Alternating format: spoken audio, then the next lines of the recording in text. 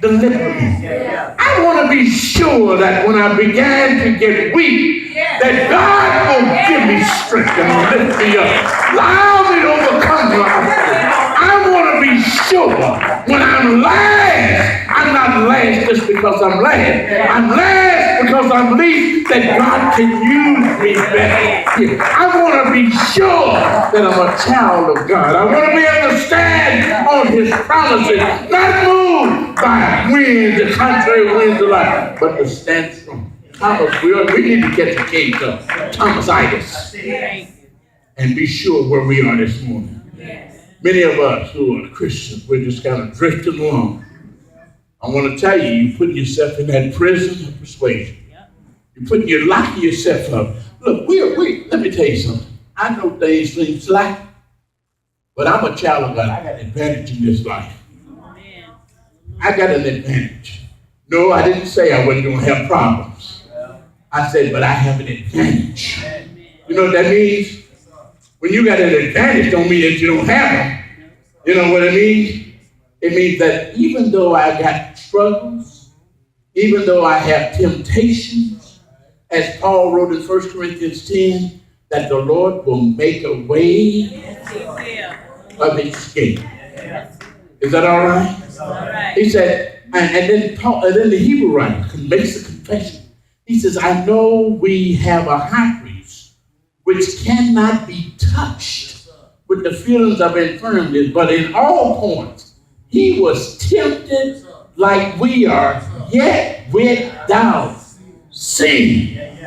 We're going to be tempted in this life, but we have to make a stand.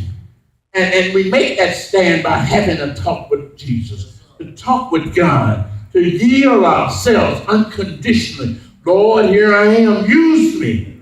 You make that prayer, you better know what you're praying for. Better know what you're praying for. Then Peter writes to us, 1 Peter chapter 4. He said, beloved, think it not strange. He said, concerning the fiery darts, which will try you. Didn't say might try you. He said they gonna try you. He says there's something strange thing happening to you. Now, you know what Peter said? I want to get to heaven side and answer. Peter said, rejoice. You mean when I'm going through something? He said, rejoice. That don't mean that you go to the doctor tomorrow and he said, Mr. Coffey, that lump on your lungs is malignant. You come out the door. Hallelujah, praise it. No, he didn't mean it that way. Your attitude, when you're going through something, you got to have a better attitude. Amen.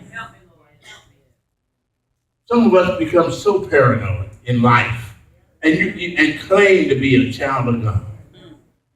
You know what paranoia is? I work with a guy that used to have paranoia. On this car, with the policeman on his car, I bet he had 20 mirrors. He wanted to look every inch around that car. I said, where you get so many mirrors? They might be trying to crawl up. They might. Had them pulling up in the sky. What they doing? Well, they might fly over. They might. I mean, that's paranoia. Looking over your shoulder every 5 minutes. Looking all down. Some of us as Christians live our lives like that. We're paranoid. And we will actually say that they out to get me. Who's out to get you? What you got so much they want to have to get you for? Let me tell you, Jesus died so that we can have a better life. Amen. Trust in the Lord. Isn't that what Solomon said? Trust in the Lord with all our heart. Lean not on your own understanding. If you want to raise fears, you want to raise them, trust in the Lord.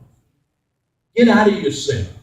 One thing that I know for sure, that if you're going to progress as a child of God, you're going to be stronger, you're going to be able to stand against the wiles of Satan, is you got to stop acting like you can't do what God said you can. Amen. Stop doubting. Stop doubting. If he says that he will give us the victory, then live like it. Live victorious. He told us, he made us a promise. I say this every week. Hebrews 5:13. He said, I will never leave you. What more assurance do you need? He said, I'm not going to leave you, and I'm not going to forsake you. In other words, I'm not going to put somebody else before you, and I'm not going to leave. And I know that there are some dark nights that we walk through. There are some dark paths that we travel. But if God promised me that I'm not going to leave you nor forsake you, we have no right to doubt. Stand on this promise.